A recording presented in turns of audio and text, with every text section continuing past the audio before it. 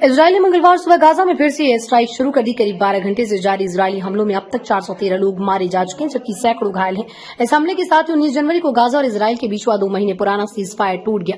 Israel का दावा है कि वो हमले की प्लानिंग कर रहे आतंकियों को निशाना बना रहे हैं। वहीं गाजा के उग्रवादी संगठन हमास का कहना है नेतन्याहू का फिर से युद्ध शुरू करने का फैसला इजरायली बंधकों के लिए मौत की सजा की तरह है।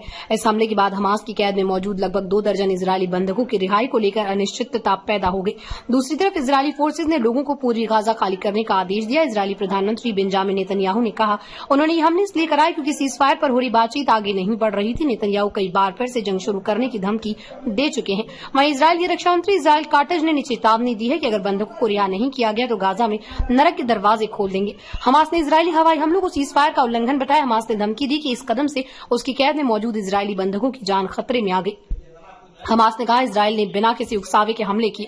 इजरायल ने पिछले 2 हफ्तों से गाजा में भोजन, दवाइयों, ईंधन और अन्य सप्लाई को रोक दिया और मांग की है कि हमास सीज फायर समझौते में बदलाव स्वीकार करे। सीज फायर का पहला फेज 1 मार्च को खत्म हो गया।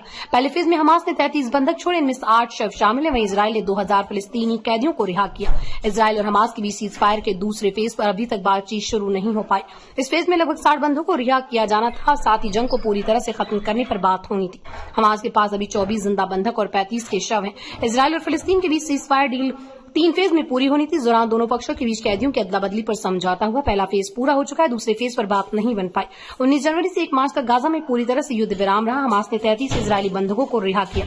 इजरायल रोजाना अपने एक बंधक के बदले 33 फिलिस्तीनी बंदियों को रिहा करेगा। हर एक इजरायली महिला सैनिक के बदले 50 फिलिस्तीनी बंदियों को रिहाई मिलेगी।